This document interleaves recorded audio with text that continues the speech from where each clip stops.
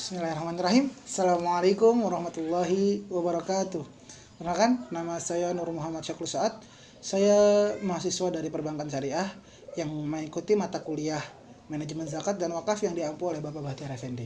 Pada kesempatan kali ini, saya akan memenuhi tugas ujian tengah semester berupa penjelasan yang direkam, penjelasan mengenai beberapa teori yang berhubungan dengan zakat. Yang pertama itu saya akan menjelaskan mengenai 8 asnaf muzaki, 8 asnaf penerima zakat. Untuk penjelasan ini saya akan awali dengan ayat Al-Quran yang terletak pada surat At-Taubah ayat 60 yang berbunyi, A'udzubillahi minasyaitonirrajim. Bismillahirrahmanirrahim. إنما الصدقات للفقراء والمساكين والعاملين عليها والمؤلفة قلوبهم وفي الرقاب والغارمين وفي سبيل الله وابن السبيل فريضة من الله والله عليم حكيم. At-Taubah ayat 60. Pada ayat Al-Quran yang barusan saya baca, di situ sudah dijelaskan bahwasanya terdapat 8 golongan atau 8 asnaf yang berhak menerima dana zakat. Yang pertama itu fakir dan miskin. 1, 2, fakir dan miskin. Fakir itu orang yang tidak memiliki pekerjaan dan tidak memiliki cukup harta untuk memenuhi kebutuhannya dan keluarganya.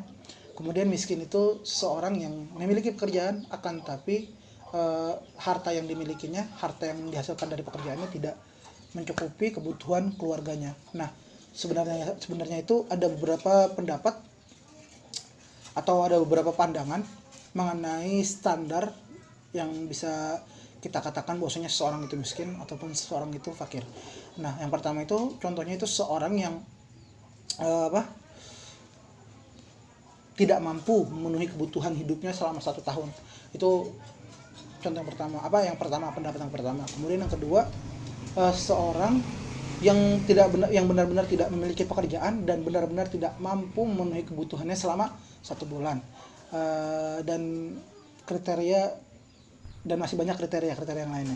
Nah, salah satunya itu bisa juga kita taruh kepada seorang yang ingin menikah tapi tidak memiliki harta yang cukup untuk menikah. Nah, itu sudah termasuk dalam salah satu orang yang miskin dan bisa masuk ke dalam orang yang menerima hak zakat. Yang kemudian yang ketiga berarti. Yang pertama kan tadi ada fakir, yang kedua tadi ada miskin, yang ketiga ini ada amil zakat. Amil zakat ini seorang yang mengelola, mengumpulkan atau mendistribusikan dana zakat yang berasal daripada kaum muslimin kemudian diberikan kepada para 8 asnaf yang tadi. Amil-amil ini sebenarnya memiliki hak atas dana zakat. Jadi mereka itu sebenarnya berhak menerima bantuan atau saluran dari zakat akan jasanya sebagai seorang yang mengelola zakat tersebut. Kemudian yang keempat itu ada rikob. Rikob itu seorang yang hamba sahaya, budak yang tidak diberi haknya oleh seseorang tuannya. Itu pada zaman dahulu. Namun pada zaman kontemporer seperti ini, rikob itu dimaknai sebagai seorang yang menjadi tawanan ataupun seorang yang negaranya dijajah oleh salah satu negara. Nah, itu rikob pada zaman sekarang. Kemudian selanjutnya itu ada gorimin. Gorimin itu orang-orang yang berhutang. Orang-orang berhutang, konteksnya dalam berhutang di sini itu orang-orang yang berhutang dalam hal-hal yang baik. Maksudnya seperti berhutang untuk memenuhi kebutuhan hidup, berhutang untuk menyelesaikan salah satu masalah, berhutang untuk salah satu lembaga dakwah ataupun lembaga pendidikan. Itu salah satu orang-orang yang berhutang untuk hal-hal baik. Nah, orang-orang seperti ini berhak mendapatkan zakat. Jadi berhak untuk dibantu, khususnya untuk memenuhi segala hutang piutang yang dimilikinya. Itu ghorimin. Kemudian selanjutnya itu ada fakir, miskin, amil, ada rikob, ghorimin. Selanjutnya ada fisabilillah. Fisabilillah ini seorang yang berdakwah ataupun mengajarkan agama Allah, mensyiarkan agama Tuhan. Itu artian pada masa lampau.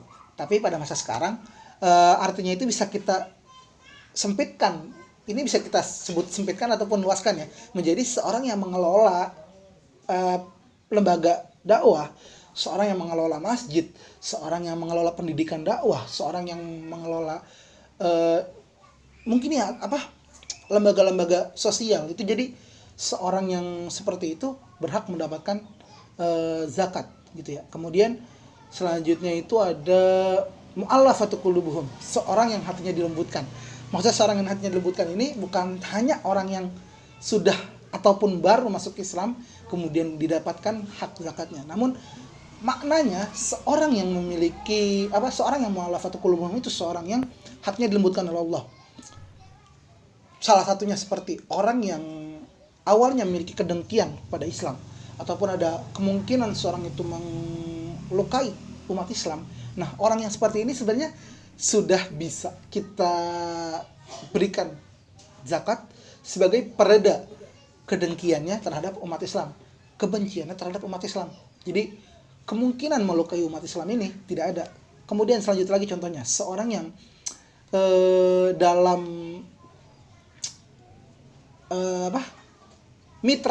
dalam mitra, seorang yang bermitra terhadap seorang keluarga umat muslim ataupun seorang umat muslim. Jadi seorang yang sering berinteraksi terhadap muslim yang memiliki kemungkinan orang tersebut bakal masuk ke dalam agama Islam. Nah, orang tersebut itu berhak mendapatkan zakat. Orang tersebut itu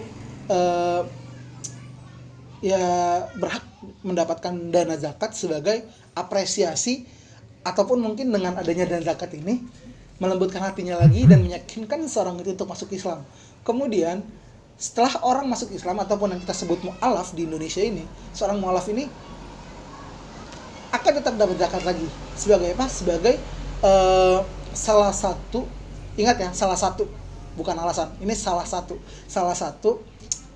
alasan baginya untuk meneguhkan kembali keimanannya karena dari dana zakat tersebut. Kemudian yang terakhir itu ada fisabilillah sudah ya tadi ya. Berarti Ibnu Sabil itu seorang musafir yang berjalan, maksudnya di sini musafir yang berjalan dalam hal baik ya gitu ya. Bukan orang-orang yang berjalan untuk hal-hal buruk. Itu jelas tidak masuk ke dalam orang yang berhak mendapatkan zakat. Seperti orang-orang yang merantau untuk pendidikan contohnya, untuk orang yang berkuliah. Itu sebenarnya seorang tersebut seperti itu menurut saya pribadi dalam konteks kontemporer, seorang musafir yang bertujuan untuk berpendidikan ataupun berdakwah itu berhak mendapatkan zakat. Apalagi jika orang tersebut ingin kembali ke kampung halamannya tetapi tidak memiliki harta untuk bisa kembali ke kampung halamannya, orang tersebut berhak sekali untuk mendapatkan zakat. Nah, itu bahasan mengenai 8 asnaf penerima zakat dan maknanya dalam artian kontemporer. Kemudian yang selanjutnya nomor 2, yaitu mengenai ayat-ayat yang mewajibkan kita untuk berzakat. Yang pertama itu ada surat Al-Baqarah ayat 83 yang berbunyi, A'udzubillahi minasyaitonirrajim. Bismillahirrahmanirrahim. وإذ أخذنا ميثاق بني إسرائيل لا تعبدون إلا الله وبالوالدين إحسانا وذي القربى واليتامى والمساكين وقولوا للناس حسنا وأقيموا الصلاة وآتوا الزكاة. Sadaqallahul azim, yang artinya dan ingatlah apabila kami sudah mengambil janji-janji kami kepada Bani Israel, maka janganlah kamu menyembah kepada selain Allah Subhanahu wa taala, dan berbuat baiklah kamu terhadap orang tuamu dan kerabatmu dan orang anak yatim dan kepada para orang-orang miskin, dan berkatalah hal-hal baik kepada sesama manusia dan tunaikanlah salat dan dirikanlah salat dan tunaikan zakat. Al-Baqarah ayat 83. Kemudian yang kedua yaitu Al-Baqarah ayat 43. Berbunyi, A'udzubillahi minasyaitonirrajim. Bismillahirrahmanirrahim. Wa qimus salata wa atuz zakata warka'u ma'ar raki'in. Yang artinya, dan dirikanlah salat dan tunaikanlah zakat dan rukulah kamu bersama orang-orang yang ruku. Itu Al-Baqarah ayat 43. Selesai nomor 2 dan kita masuk ke dalam nomor 3.